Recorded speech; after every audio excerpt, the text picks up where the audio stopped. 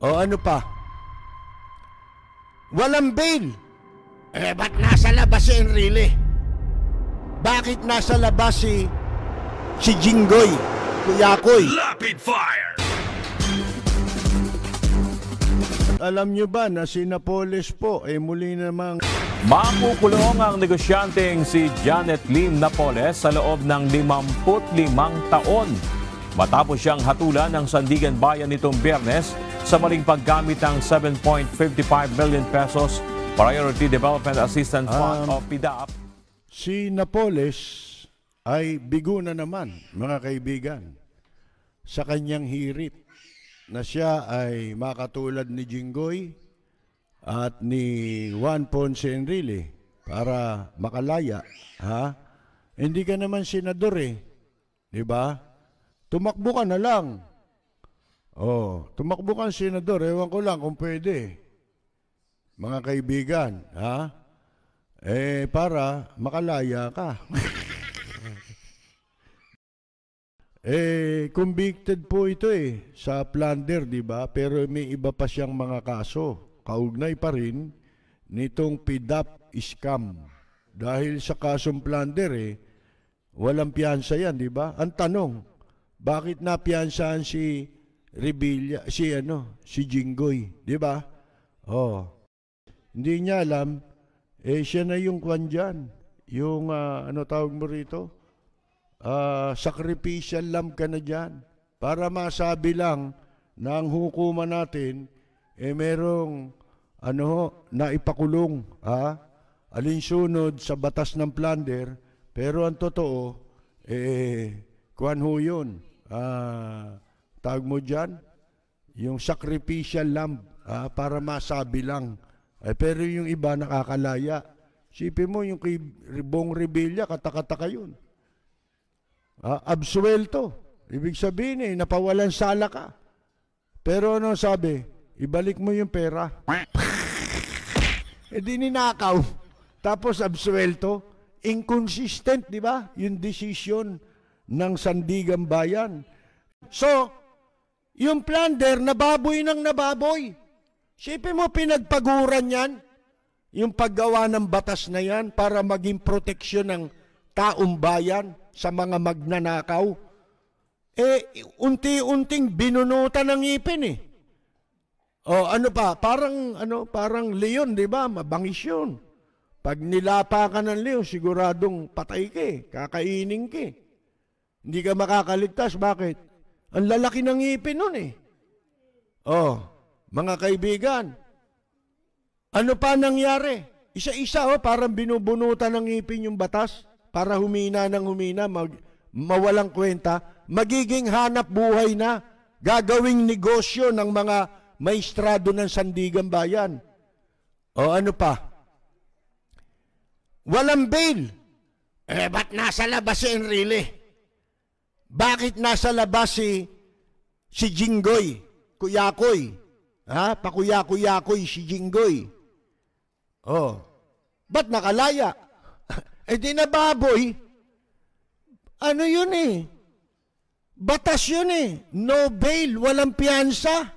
Pagkatapos pinayagan magpiyansa. Anak ka ng pu. Anak ka ng pu. Anak ka ng pu. Ayan mga kaibigan, ano po? Nababoy ang plunder kay Bong Revilla. Ang sabi sa elements ng plunder conspiracy yan sa buwatan yan sino ang nahatulan? Yun lang si Cambe, namatay na. Yung dating chief of staff ni Bong Revilla, namatay sa kulungan. At saka si Napoles.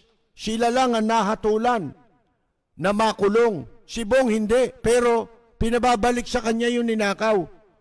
Hindi naman ibalik Di ba ang purpose nga nung batas, isa sa layunin nung batas, ay maibalik sa pamahalaan ang kanilang ninanakaw. Yun ang isang purpose. Hindi lang maparusahan. yung yung akusado. Kung hindi, ibalik niya yung ninakaw niya. Naibalik ba? Tanong. Yung kay Erap, naibalik ba? Hindi. Kaya yan si Hardelesa na dating dating soldier yan sa panahon ni Pinoy. Solicitor General. Kaya wala akong tiwala dyan, tinan ninyo. Nagkamali ba ako? Hindi. Yung mga opinion yan, puro pabor sa kabuktutan ng administrasyong ni Digong nyo eh. Di ba? Kaya yung kanina nabanggit ko sa inyo si Hardelesa, yung naging retarded na, retired justice na ngayon. Di ba? Pro Digong ito. Mga kaibigan, dahil naging associate justice siya sa panahon ni Digong eh. Pero ito ang naging solicitor general ito sa panahon ni Pinoy. Di ba dati kinu-question natin yan? Bakit hindi mo ipinatupad yung desisyon ng Korte Suprema sa hatol kay Erap? Ng Sandigan Bayan pala, sa hatol kay Erap. Kasi yung desisyon kay Erap, final yun eh. Hindi na nangangailangan ng pagdulog sa Korte Suprema sapagkat ipinaubaya na ni Erap yung kanyang karapatan na makapaghabol sa kaso. Hindi na niya hinabol yung kaso. Meaning to say, kung ano yung desisyon ng Sandigan Bayan sa hatol kay Erap, naging final and executory yun. Hindi niya in-exercise yung kanyang right na makapaghabol para hilinging mabaliktad ang kaso. Ang sabi niya kasi, ganun din naman ang magiging desisyon dyan eh. Ba't pa ako maghahabol? Mga kaibigan. So, kasama sa hatol kay Erap, ibalik mo yun, dinambong mo. Mga 4-5 bilyong piso yun eh. Yung pinababalik kay Erap eh. Mga kaibigan, naibalik ba? Ang dapat magpatupad niyan, Office of the Solicitor General. Yan ang itanong nyo sa mga naging Solicitor General magmula sa Solicitor General ni Gloria. Hanggang sa ngayon. Kaya lang, nag-expire na yung prescriptive period. Kailangan pala yan para maipatupad 10 taon. Hindi hinabol sa loob ng 10 taon eh. Mga kaibigan, ibig sabihin, nagkaroon ng sabuatan ito. Pinaghatian yung pera o tumanggap na lang ng party nila. Pagkatapos, di ba, meron lumabas na Panama Paper. Isang journalist yan, di ba? Na nagbulgar niyan kung sino yung mga merong offshore account sa mundo, na mga leader sa mundo, mga kilalang tao sa mundo, mga personalities, mga kaibigan. Kasama dun si J.B. Ejercito na merong deposito sa British Virgin Island na nagkakahalaga ng humigit kumulang sa $500 milyong. Ba't hindi na ibalik? Paano? Hindi hinabol. Hindi ipinatupad ng Office of the Solicitor General. Ito po si Percy Lapid.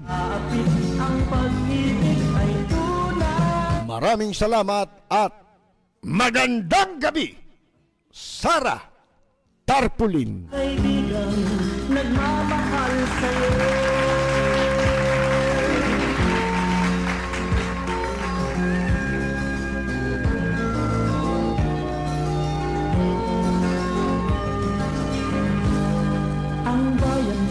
Punong-puno ng yaman, bakit ito'y kailangan pang iwanan?